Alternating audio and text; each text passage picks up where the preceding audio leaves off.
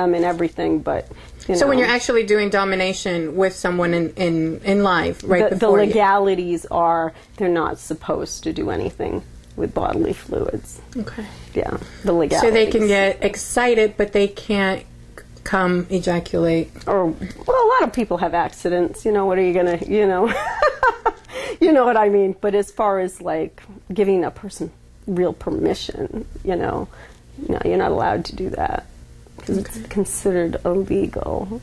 So that's where they cross the line between the fantasy and the actual sexual release. Yes, yeah. So there's a lot of things you're not allowed to talk about or discuss because certain things, you know, a lot of things are illegal. Even things to discuss? On the phone it's okay. But not in person? No. Yeah, because then you can get in trouble with lewd conduct. Because of the things that you say. So as long as you're dating them and they're not a client, then you can tell them whatever you want. Well, of course, if you're dating somebody, but I would never have sex with a client. You know, that's just no. I mean, I'm having fun, you know, but there's like no. There's always a limit. But they don't want that. That's why they come to me, because if they wanted an escort, they would call an escort. And many times they can get a prostitute for cheaper than they can a dominatrix. So they're paying you more for nothing, you know, because the other people aren't trained, for one. They really, most of them, I guess. I don't know. I've never really, you know, been in the realm of that too much. People like that. I have nothing against them, you know. But you mean the escorts? Escorts. Okay. It's just not my, you know, thing. And it's funny. It's like that's when you really cross the line. This is naughty, but still it's legal, you know. So I don't feel too bad. It's like a stripper. I mean, at least I don't have to sit on somebody's lap and grind them, you know, till they have an accident, you know. Yeah. So it's like, I think that it's similar to the realm of, you know, strippers in a sense, but not quite, because I don't have to do that other thing, you know, and I'm not being vulnerable. I'm the boss, you know, I'm in control. No, you may not. No, you may not. So you're basically telling them what they can do, what they're allowed to do. Yeah. Or I tell them what to do. Okay. You know. And when you're being the dominatrix, do you find that a lot of men like the micromanagement of being told specifically every single thing that they need to do, and whether or not they can use the bathroom, or whether or not they can have a drink, or yes, you know, yes, because many times, most of my clients in real time, I was switching over to that. Sure. Is that what you're talking about? Real time domination is, and that's when you see them face to face. Yes, okay. They have high power positions. Most of them, I would say 80%. There's a good percentage of them that are, you know, I have like 30% that are orthodox or Hasidic, and they're sexually repressed, so they don't want, you know, to cheat or anything. So that's why they'll go to a dominatrix, because they'd feel too guilty to go to a real escort, you know. So as long as they're not actually crossing the line, they don't consider it cheating? I don't think so. I don't think so. But I've talked to several of my clients who have been able to talk to their wives, just to tell them that why don't you go to that? Why don't you go to your wife? Why don't you ask her to beat you? I'm sure she'd love to.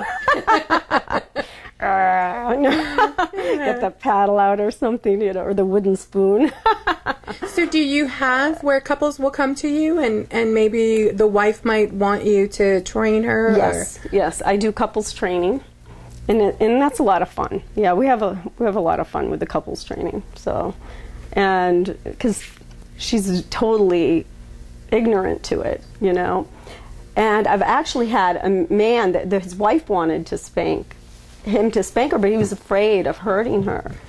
So what he ended up doing was coming to learn where to hit, where not to, you know, what kind of things to do that you can do that can be gentler to her because he was having a hard time. He didn't want to be a wife beater or anything. So right. Well, I said, well, I'm a professional hit woman.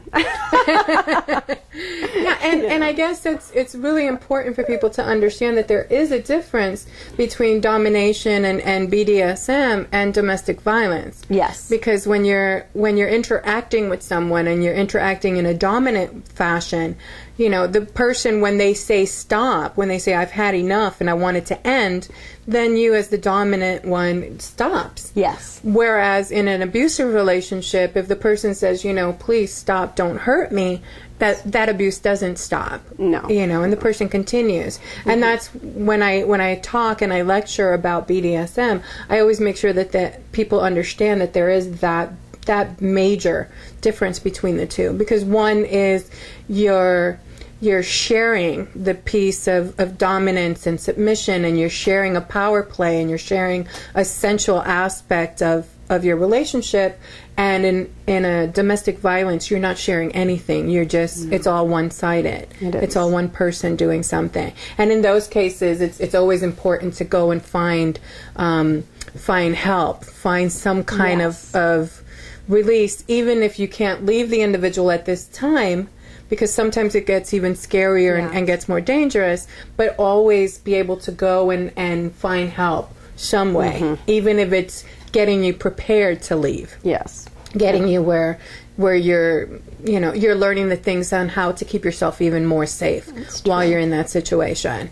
That's true, and it's terrible, and retaliation's not always good at the moment. But my first dominatrix experience was, this is kind of a funny story. Okay. I mean, I can laugh about it now, but I was dating this guy and found out he cheated on me. And we were having a party, and his girlfriend actually was coming to the house.